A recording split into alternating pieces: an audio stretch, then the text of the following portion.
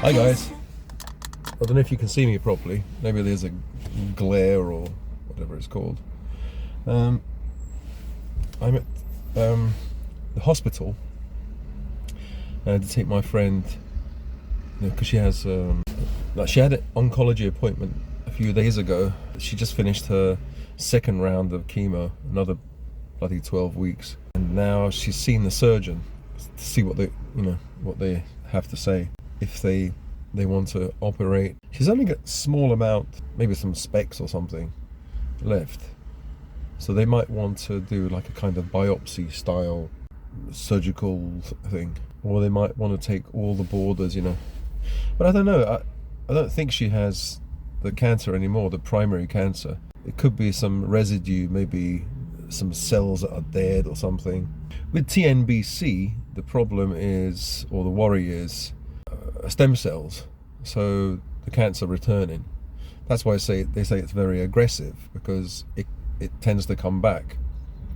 I've been trying to do this food protocol, exercise. Either a study or a few studies show that HIIT, or high intensity training, or high intensity interval training, seems to kill off a certain percentage of stem cells when in breast cancer studies or cases. The thing is, when you do chemotherapy, you don't feel like doing any exercise. There's some types of chemo, some medicine actually can damage the lungs, can scar the lungs, and even if they don't, you've got bone marrow is affected. You don't feel like doing any exercise. It's like she has COVID sometimes. She can't even walk to the sink. She feels like completely knackered because she can't, I think, draw enough oxygen, anyway, bone marrow affects the lungs. I think it's to do with iron. And so you don't have, I think you deplete reserves, but the reserves are there for more important things. So something like walking to the sink is not essential, shall we say, for life. So you don't have, anyway, she doesn't have, she gets out of breath just doing small things, just walking up the stairs or down the stairs, completely out of breath. When you've got a situation like that, you don't want to do HIIT, high intensity. And high intensity is quite easy in a sense. You can just sprint on the spot, or just sprint up the road for 10 seconds and then relax for 10 seconds or half a minute or whatever, and then do it again. But you can't do anything. You can't even walk to the sink. I can't do that with her. I can't tell her to do that. But even the food, like, she doesn't want to eat any vegetables. She seems to want to eat what I would call, many people call junk food, like pizzas, pies, biscuits, crisps. She's craving for ice cream. Obviously I can't give her things like that, but I have to. And so what I do is I give her a pie or Cornish pasty, and I sneak in some vegetables like Brussels sprouts on the side, a bit of carrot. The other day I cooked a cauliflower for a long time and mashed it up. It was like mashed potato. It was delicious with a little bit of olive oil, really delicious. So she had that with a pizza. So I try and introduce some vegetables. She likes fruits, so she has berries and things like that. Strawberries, raspberries, cherries, blueberries. So that's good. She likes fruits, but this week she did eat grapes, and grapes are really high in sugar, very sweet. So most of the food that she likes is really bad. So, for example, ice cream. I couldn't find an ice cream that doesn't have glucose syrup. And glucose syrup, or high corn, fructose syrup, all that kind of stuff is really bad for the liver.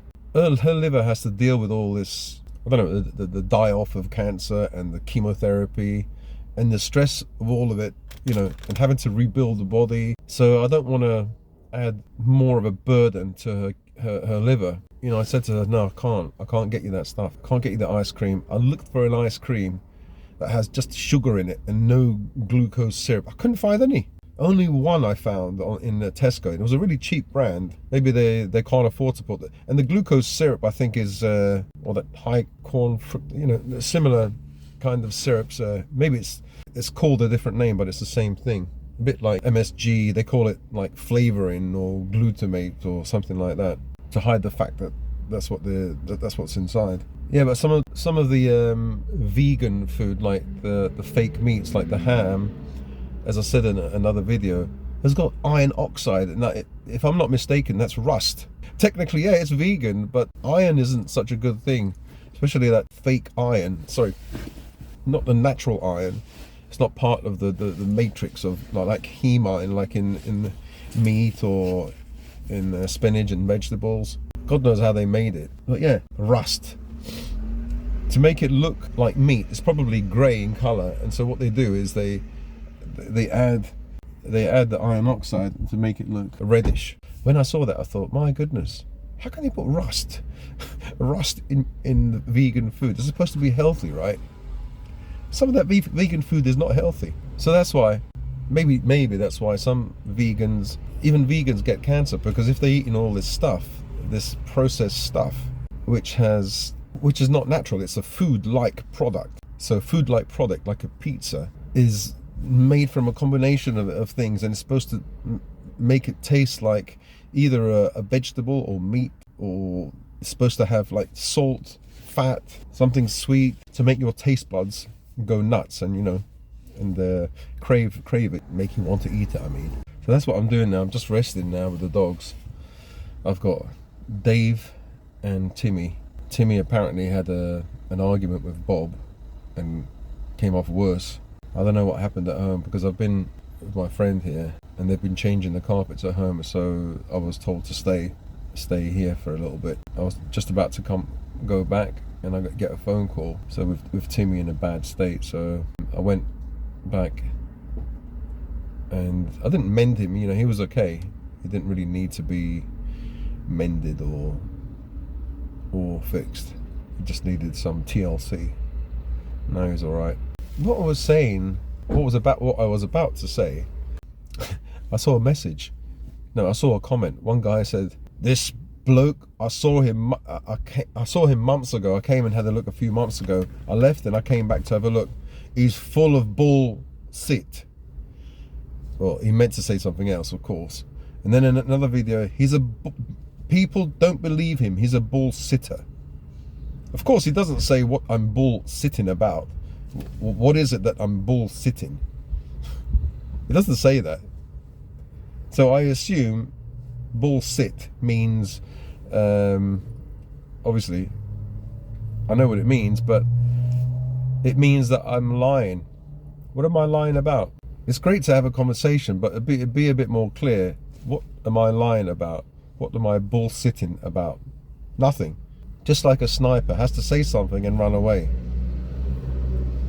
All right. If you feel I'm lying, fair enough, but how can I answer back if you don't tell me where I'm lying? Are you saying that the whole thing is a lie? Okay, fair enough. Why would I lie? To make money? I'm not making any money. In fact, the reason why you don't see any adverts on this, I've got that completely wrong. You see no adverts on this, and obviously I'm not making any money. People don't donate anymore. Initially, I think people donated because of initially the story, and they felt sorry and for the dogs and everything, and I really appreciate that. But now I'm talking about other things. Obviously I'm not going to talk about sad things all the time, because it's not always sad. If I was in it for the money, every video would be about sad stuff. Every video. And please help me, please donate. But it's not. Life is not like that. Thank God. Always they say thank God. Imagine, like, I see some channels where there's a girl. She's quite nice. Actually, she's quite how do you say, a buxom lady. She's quite nice, but she's always crying. Always on my depression, and she gets like hundreds of thousands or millions of views. Of course, she's a woman. She's going to get loads of views. All the simps are going to be there, with their tongues hanging out. Yeah, I know it's a bit cruel saying simp, but for their own sake, I say, But anyway, I shouldn't have said that, but because I definitely was one in the past. But you mature and you realize you get hurt, and then you realize, yeah, you can't be like a dog with your tongue hanging out for women. And then people don't realize it's all just a business. Maybe it's not just a business. Maybe she was depressed and had issues, But then what happens is you get tempted by money. And so I could have done this in the past easily. What I could have done is, you know, the video that got loads of views, the biggest video, 260,000. I could have continued on that, with that route, and continued telling really sad stories, and not laughing, not making any jokes, not making any woke people unhappy. I would be friendly to everyone. I'd be the woke person. Those are the kind of people that make loads of money. You know, you make everybody happy. Well, you're trying to make definitely the woke people and people on the left, you know, the main, you know, you talk about things that you're supposed to talk about, but I don't do that because I've got my own opinion, and yeah, that counts for me. And I think everyone should, whether you're from the left or from the right, you should, you know, whatever you believe in. I think politics isn't really important. I think we really are all one. Somebody from a different political persuasion or whatever isn't your enemy. We're all one. We're all part of the same family. On the surface, it looks like we're all different, but we're not. We're not different. We're the same. And that's a deeper discussion. You say, oh, of course we're not the same. We're from different families. No. The enemy. Here we go. This is a conspiracy rant now. The elites, if there are elites that control us, they have long-term plans, like for 1,000 years or a few hundred years at least, 10,000 years. They have long-term plans. They know where they've been, and they know where they're going. Because they control us, they know where we've been, and they know where they will take us.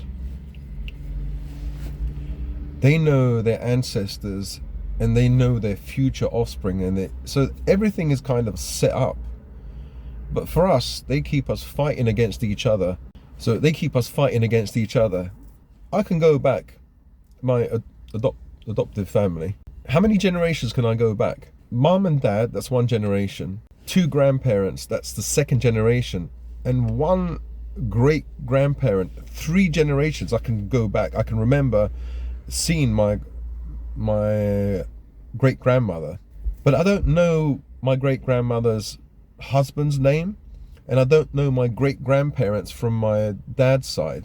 My grandfather from my dad's side, his name was Calogero Fiore, and he passed away when my dad was 6. My grandmother passed away at 92, but I don't know her parents or his parents. You know, I don't know any of them. I should have asked my dad, you know, I should have. So what I'm saying is we can only go back parents, grandparents, great-grandparents. If you're lucky, you can go back to your great-grandparents.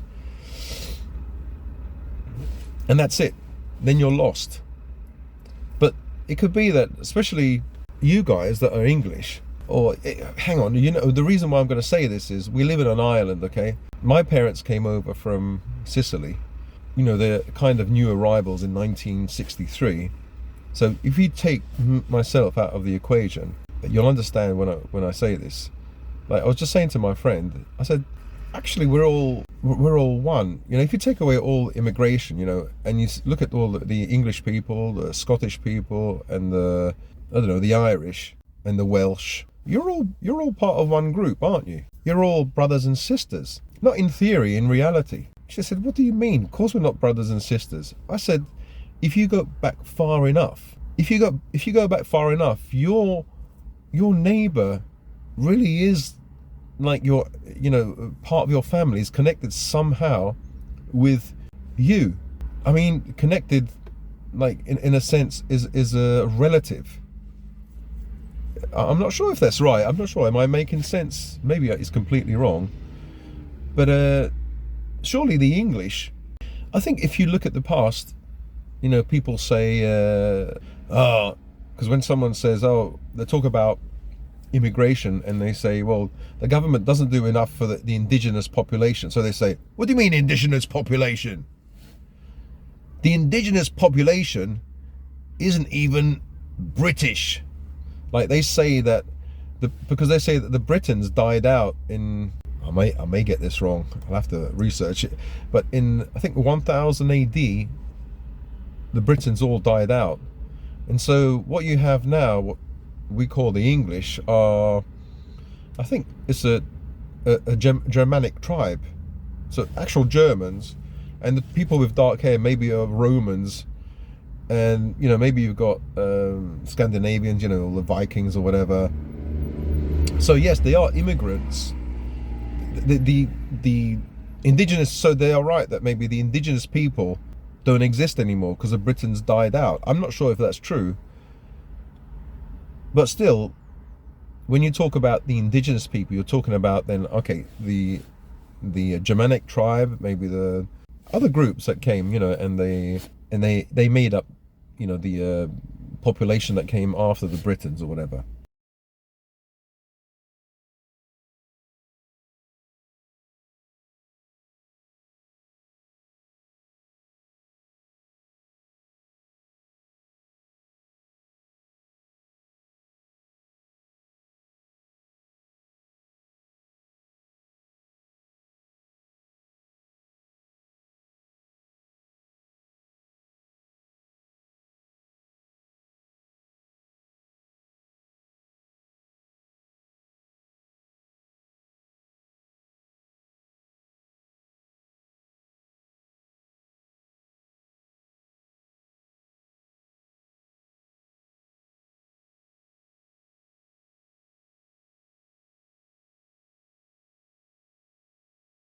This group of English, Welsh, Scottish, Irish, if you think about it, there is maybe only a few, and they multiplied, and now you've got, well, up until recently you had like 90 or 100% or 99% this stock of English, Welsh, Irish people, and they are related, aren't they? They must be related, because if you go back far enough, you should be related. If you go back far, maybe 20, I don't know, 30 generations or whatever, if you go back far enough, it probably stops.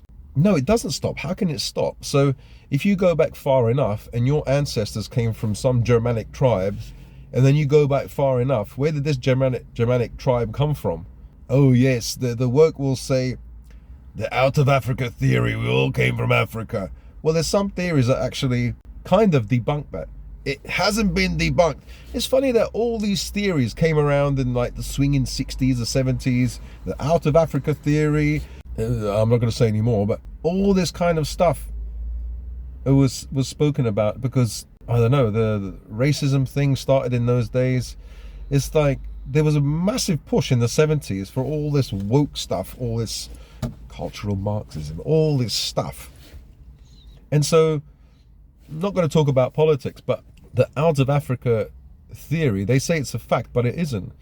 Some Russian I don't know, scientist said that Eve, or that human stroke, like, I'm not going to say, I can't say it, but a human stroke ancient kind of person, look. Like a little woman that looked like really dark, look like was, Neanderthal. No, not Neanderthal, some other kind of, kind of human being, not really. Like a miniature, like Sasquatch. Yeah. Anyway, she's supposed to be like the first human being, because before we came from apes and stuff like that. But actually, they found, I think these scientists found, or somebody found, fossils that predate her. So I think it was the Aborigines, fossils in Australia predate Eve. This like not Neanderthal, this ape-like kind of thing. So maybe we didn't come from apes, or maybe we didn't come from apes, or maybe if life can spring up in one area, like in Africa, why can't it spring up in another area, like where the Aborigines came from, those people, like from Australia? Why not? It can.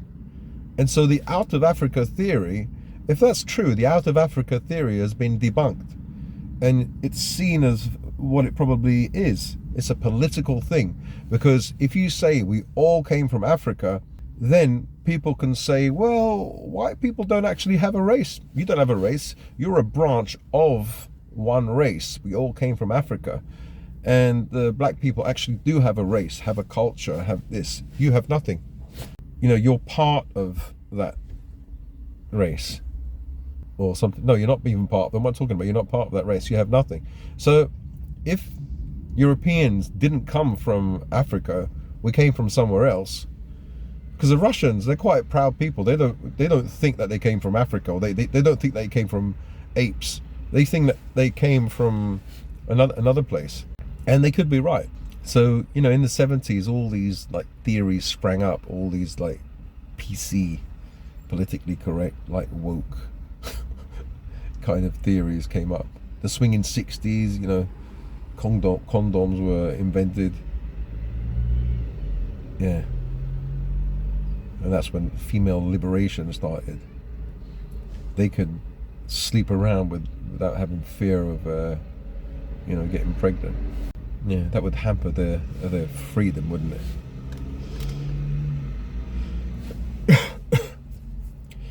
Yeah, so what was I going on about? I'm talking crap and I forgot. I suppose, you know, I wanted to say we're all one. People that treat you bad, they're cruel and unthinking, but one, that gives you an opportunity to forgive someone. But, you know, there's the idea that if you forgive, then you create a situation where they can do wrong things again and again and again. If you say, oh, I forgive you, it's okay, then the person thinks, oh, that's all right. They don't actually repent. Repent, does that mean rethink? Think twice, think again. It's cool to find out, you know, where these words come from. Like confidence comes from con and fideo. Con is with, fideo means God. So if God is with you, for example, you feel so powerful, you feel very confident, right?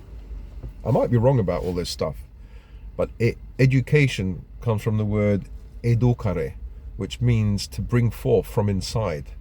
So just to bring something from inside you out. That's real education, not this studying or stuff. Yeah, you can gain a lot of knowledge, but you don't gain understanding and wisdom. And I think maybe that's what the story about the tree of life in the Garden of Eden, that the story about Adam and Eve, they were banished and were punished. They kind of punished themselves, because I think in the story God is trying to say, don't eat from the tree of, don't eat from the fruit of the tree of knowledge of good and evil, because once they knew that, then they knew, oh no, they felt embarrassed. I have this bit and she has this bit, so we have to cover ourselves with fig leaves or whatever. You know, they felt embarrassed. And that knowledge is duality. First they were in a situation where in Taoism it's called Wu Wei, or it's not is it non-being? It's a state of non-duality. So heaven is a state of non-duality, of not knowing what's right and what's wrong, you know, male, female, good, bad. But then once you eat from the fruit of the tree of knowledge of good and evil, I think, because there's no end to knowledge, you can't stop.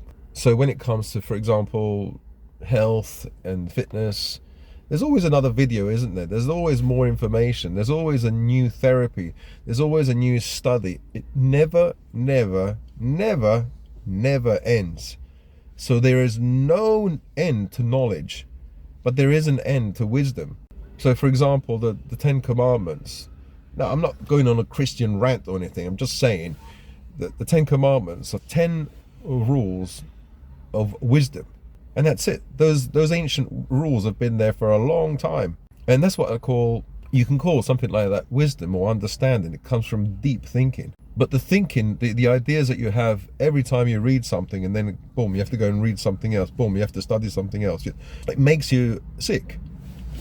So the wages of sin are death. In this case, the wages, or what happens if you follow the pursuit of knowledge, wanted to know things, wanted to know more and more stuff, because there's no end to it, it burns you out, and you end up not being still. You move away from your stillness. From, as a Christians maybe would think, your purpose in life is to, as it says, be still and know that I am God. It doesn't mean that you are God, know that He is God. But it could be like, be still and know that I am God, because maybe God is inside us. Anyway, this is complicated. What I believe in I can talk about in the other videos. I don't believe Jesus Christ came down and was killed by a few men.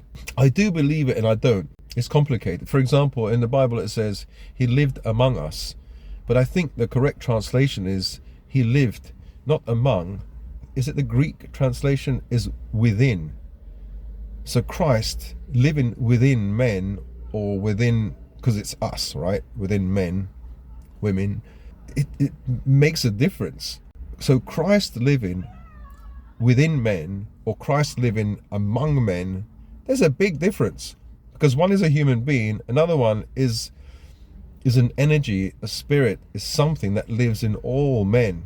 It's a big difference, So Jesus said this is how the apostles are supposed to pray.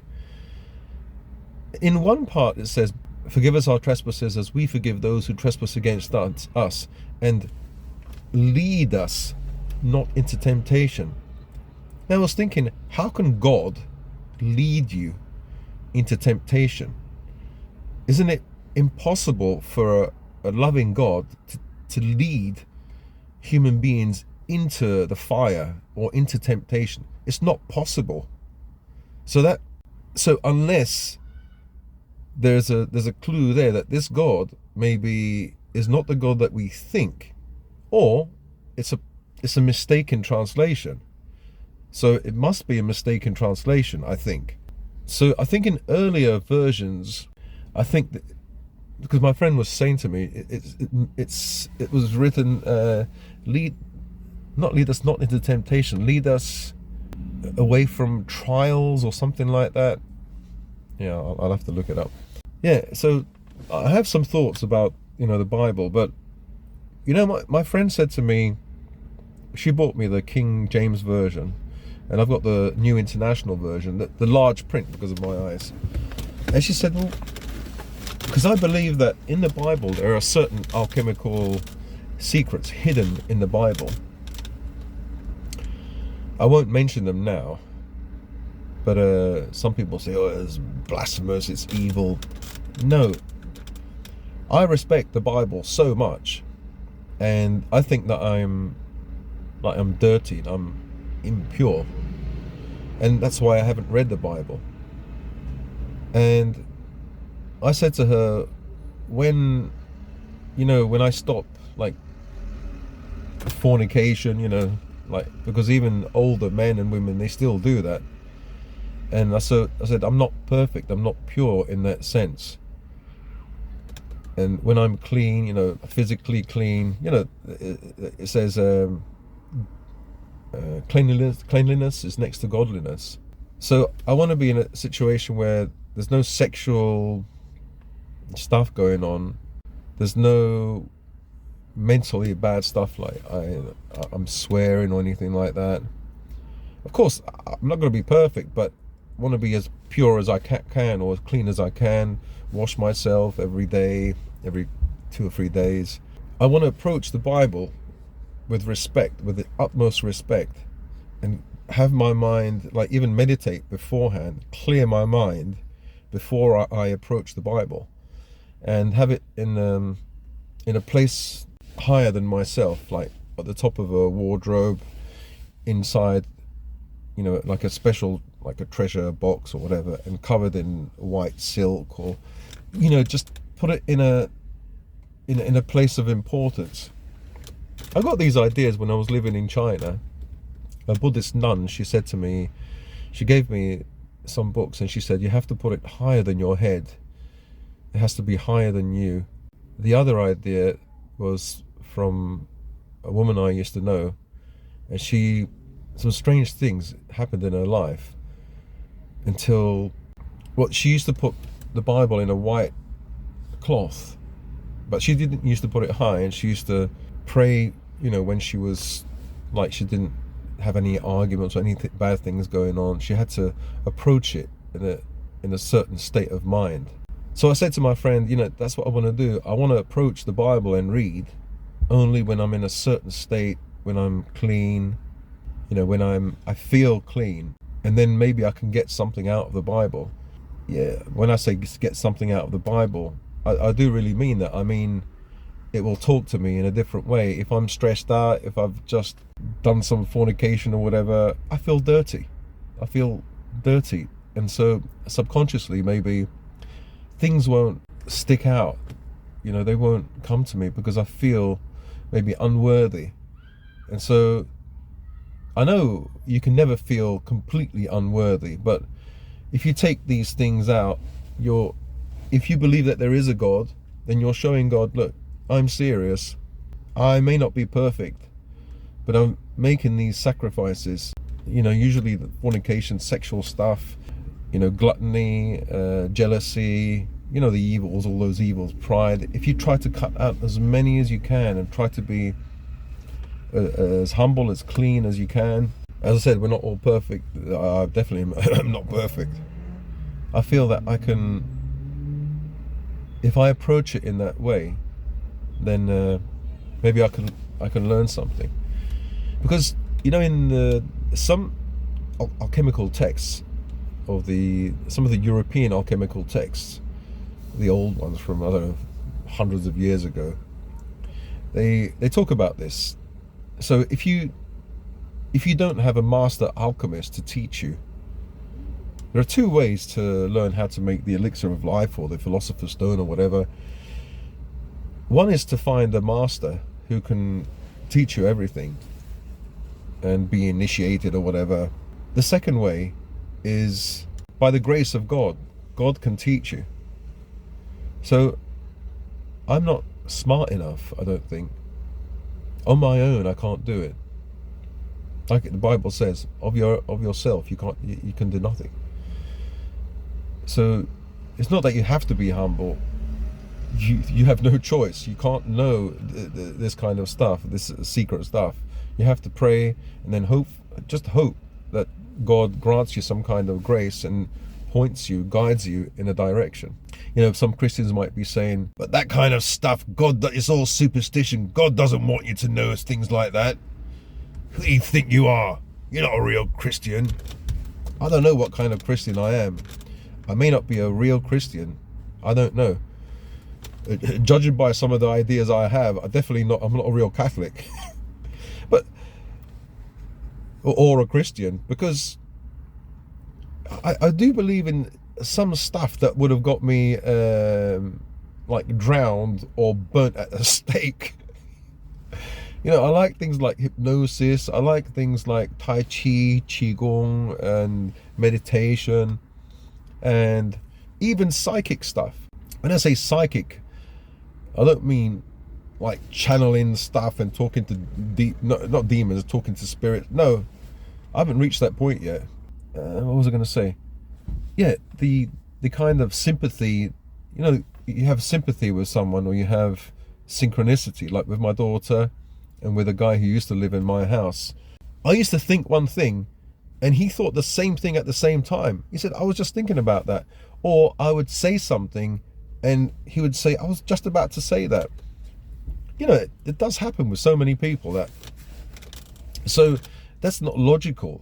So some people will say, oh, that's a psychic thing. It's a kind of telepathy or whatever it's called. So I do believe it happens. Now, what happened today? I said to my friend, because there's never a parking space, hardly ever a parking space. You have to wait outside in the queue, and then you have to take a token and then come inside. I said to her, I'm going to put my 3 fingers of my left hand and pray to God. You can't pray about things like that. You're testing God. You have to put your faith to the test. I'm not testing God. This is nothing for God. I'm putting my faith in God and saying, God, please help me. You can see it 2 ways. One is you're testing God. You should never test him. Another way is to think, God loves me. I'm his son. And I'm a Dumbo. I just believe that he's going to do things for me. And he has. He, she, it, I don't know what it is. But so I put my three fingers together, and my friend saw me as we were arriving. I put my three fingers, and she knew what I was doing. And she's a Christian. She doesn't like this psychic stuff because, you know, she probably thinks that it pulls you away from the real message, whatever that is, and it's unchristian. I don't think so. Well, anyway, and I said to myself, there's going to be a parking space. There's not going to be a queue. This is the first thing I said. There won't be a queue. We're going to go inside, and quickly there's going to be a parking space. But in my mind, it's sunny. I thought, I want there to be a shade for the dogs. But then I thought, okay, I can't ask for too much. I said, no, I don't care if there's no shade. I just want a place. Immediately we're going to go in there.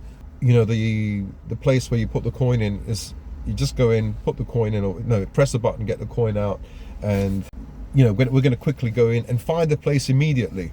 I put my three fingers together, and we arrived there. And we arrived here. The coin thing was broken. There was no queue. There was a car in front of me, and it looked all full. It said full, right? It said full in, you know, in the sign. And so I drove in and went left, okay? Instead of following the car, I stopped and I reversed, and there's a car behind me. I said, sorry. And I turned right, and there was this parking space here. And I said to my friend, do you believe now? Do you believe? She smiled. She said, no, I don't believe. I said, you're stubborn. Because she thinks it's wrong. I think she thinks it's wrong to go in those areas, psychic ability and stuff like that. Yeah, amazing. Yeah, it could be luck. Yeah, of course, it could be luck. But sometimes you make your luck. You know, some people believe they're so lucky and then they become lucky. So, yeah, that's great. So, thank you, God. Yeah, that's good. Well, anyway, yeah, so that was a good thing that happened. I visualized it and it came to pass. You know, that's a small thing. But I think, you know, maybe you can train these abilities. You can train these psychic abilities. And these are small little goals, small kind of, what do you call them, manifestations or whatever. You know, I've looked at videos where people talk about the secret and stuff like that. I thought it was a load of BS. Until you try it yourself, some things, you know, come to pass, as they say. Who says? I don't know. I've heard it before, but I was wondering, you know, if you guys have had any of these psychic experiences, and what do you think about Jesus and God and stuff like that? You know, because people say, brother, believe in God, believe in Jesus. It's not as simple as that. Believing, what are you believing in? If you're believing, I have a two-tier system. I believe in the basics, you know, the Bible, even though I haven't read it. You know, I've heard from what other people have said, so I don't know the Bible too well. But I know the kind of general idea, the New Testament, the Gospels, you know, although I haven't read them myself, so I can't talk, but from what other people say. So I should read it properly. And soon, this is what I want to do. Like, new year, new life, wash myself every day, you know, no bloody fornicating down here. I want to go up, you know, my spiral has to be up, not down. But, you know, you're a human being, and so you have these cravings, this evil stuff. Some people say, it's not evil, it's just biological. Well, I don't know. That's what we have to play around with. We have to balance what is normal, biological, and what is seen as evil or sinful. I don't know. We have to, all of us, decide what's best for us.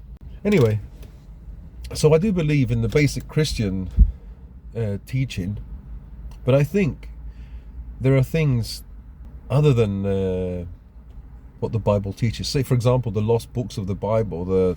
Is it Nag Hammadi or something like that? What's his name? A certain Roman emperor took some of the books out of the Bible, apparently, or changed it, because I think did he boil his sister, or he boiled his mother in oil, and he hurt his sister or his wife. I don't know what happened. He was a murderer. He was evil. Is it Constantine? And he did change parts of the Bible that he didn't like, so he can, I think, so he can divorce his wife. What was that? Henry VIII. Anyway, but it's been changed, and parts have been taken away. So those lost books of the Bible, do they teach us things that, maybe that we should know? Who knows? So I'll be reading them as well.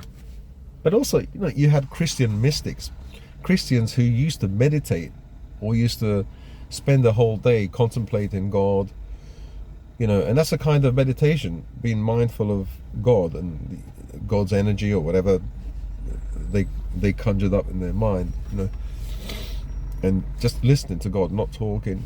And so that's a kind of meditation.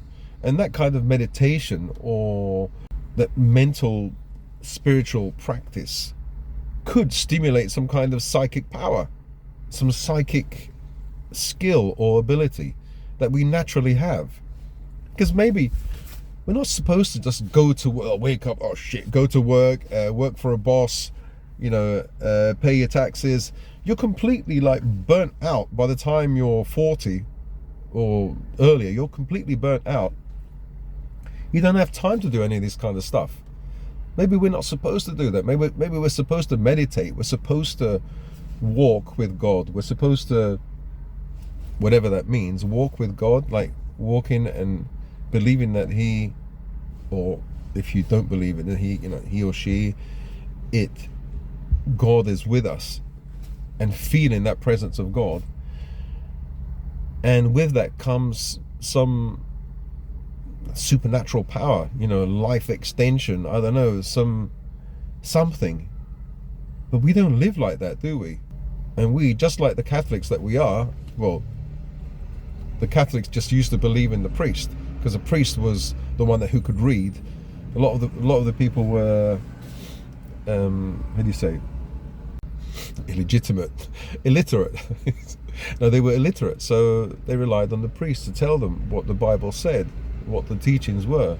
But now that we can read, or from a long time, we could read, we can know now what the Bible says, and we can make our own decisions, and we can study it by ourselves. Well, anyway, I don't know what you guys think about all this stuff. Soon I'm going to start to read that Bible, put it in an important place, and then approach it with respect. And if it speaks to me, then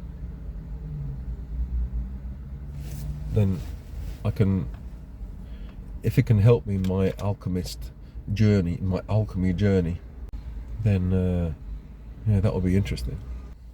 So I'll speak to you another time. My friend is back. She's smiling at me, so it must be some good news. All right, bye. I was going to write you a letter. When I turned the page, I'd have the courage, yeah. And it's tough to let go even after all of this time. You are the reason why I'm fucked up, was drugged up. I lucked out 'cause I believed in all those lies.